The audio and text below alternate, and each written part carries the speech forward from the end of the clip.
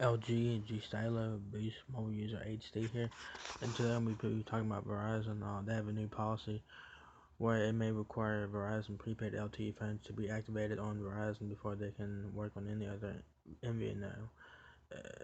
As you guys see the title of this article here, I'm on prepaidfitness.com talking about this, and this will be a link in the description box video. So if you guys want to go check it out and read it for yourselves. So let's see what the new policy has to talk about here.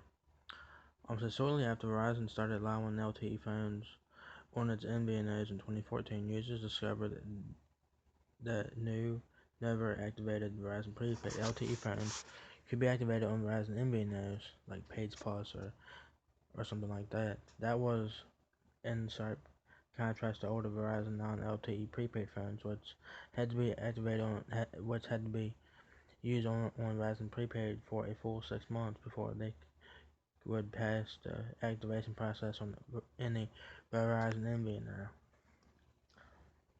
It was widely believed that Verizon allowed prepaid LTE phones on MVNOs without the usual 6-month aging period in order to comply with the open access conditions of its Block C Band 13 LTE license, which states licensing offer service on spectrum subject to this section shall not deny, limit, or restrict the ability of their customers to use the devices and applications of their choice on the licensee C block network, or whatever the hell that means.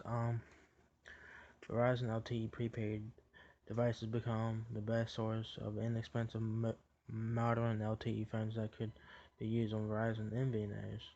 The phones were cheap because Verizon subsidized them to lure customers to its relatively pricey prepaid service. For an example, and unlike GSM Moto E LTE, I'm guessing the first one, the second one, I'm not sure which Moto E they're talking about. The one that has LTE, obviously. It's not the first Moto E. But anyways, it says, and unlike GSM Moto E, LTE costs $149.99. The Verizon prepaid version of the same phone lists for $99.99, but it's widely discounted to $40 and was available from Best Buy for $9.99 for several weeks around Black Friday. That's 2015, I guess. But last month, something changed. HowardForms.com users started reporting that TracFone and other Verizon MVNOs were unable to activate brand new $9.99 Best Buy Moto E's LTE phones. At the time, the person who wrote this article thought that it was probably just a fluke related to that batch of Best Buy Moto E's. Then it says in the next paragraph, it says, then last week a Howard Forms user reported two Verizon prepaid LG Vistas failed to activate on TracFone. This week a Kitty Form user who activated a Verizon prepaid LG Transpire on Puppy Wireless in December tried to activating two more Transpires and they failed to activate. Around the time these started happening, Verizon prepaid phones began appearing in stores with this new message on the packaging. Both must be activated on Verizon Wireless prepaid service, and first monthly payment must be made before it can be used with any other service.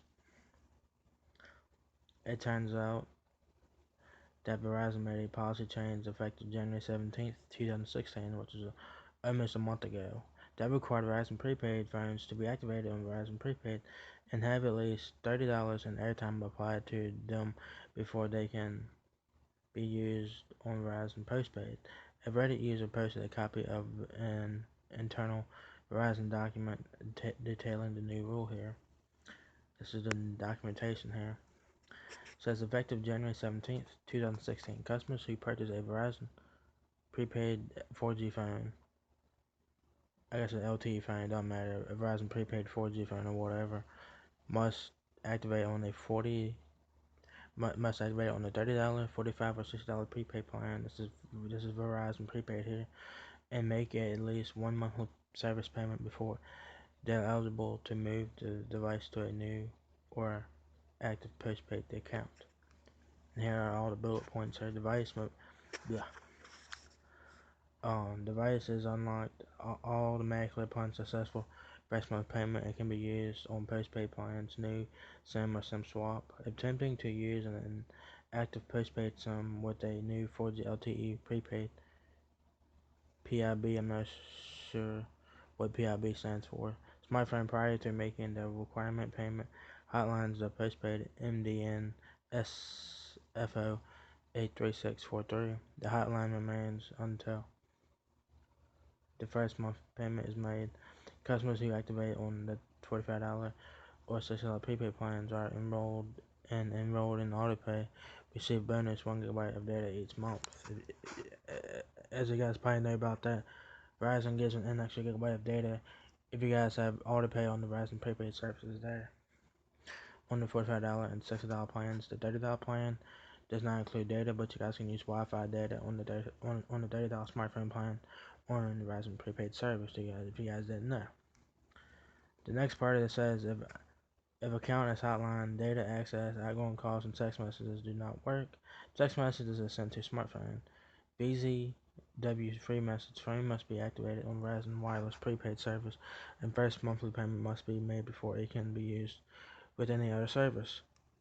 Auto remark is placed on the customer's account. SIM swap attempted MDN hotline. Phone must be activated on VZW prepaid service and first month paid before it can be activated as postpaid. Although the new Verizon policy only addresses using prepaid Verizon phones on Verizon postpaid, they might also be responsible for Verizon prepaid phones activation failures on MVNOs like TracFone or something like that. Because TracFone uses Verizon towers. TracFone uses every tower Verizon, AT&T, Sprint, T-Mobile, as you guys know. But anyways, the next paragraph says here, at the moment there's a workaround. Howard Forum users discovered that if you ask Raspberry to activate the failing phone on Verizon Prepaid using the Verizon SIM that comes in the phone, but not add any money to the account, the phone can then be activated on an MVNO with an MVNO SIM like TracFone or Page Plus or whatever. It may also be possible to get around the MVNO activation roadblock without involving Best Buy by activating a Verizon prepaid phone online and not adding funds. Next sentence here, the next paragraph or whatever, says Verizon's new policy does seem to validate the LTE Black Sea open access rules that Verizon agreed to as a condition of their being able to use that brand. A Redditor has filed an FCC complaint against Verizon over the issue. Unfortunately, the person who wrote this article, he says that he fears that if Verizon is forced to live up to its agreement and allow prepaid phones on postpaid and MVNOs, they will start charging full subsidies for subsidized prices for these prepaid phones. Says, please leave a comment if you had any problems activating a Verizon phone.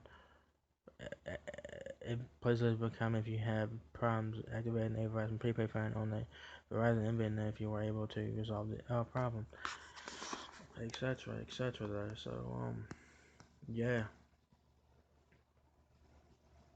So basically, what the new policy is, it took effect almost a month ago. It took effect on January 17th, 2016, right, guys? So basically, what this new policy is saying that y'all guys can buy. Y'all guys must, if you guys want to use a Verizon prepaid phone on another Verizon MVNO like TracFone or Page Plus or whatever, or any other MVNO that uses Verizon towers like Straight Talk or Net10 or whatever, y'all guys must have the prepaid phone on Verizon. Y'all guys must activate the prepaid Verizon phone on prepaid and activated before it can be used on another MVNO. You guys can't just buy a Verizon prepaid phone then take a TracFone. It probably would not work. But you guys can read this article and give you guys more information about it. So I'm just letting you guys know about it. If you guys have attempted this, have you guys been successful with this? Have you guys had any problems with this? If you guys have, let me know in the comment section video.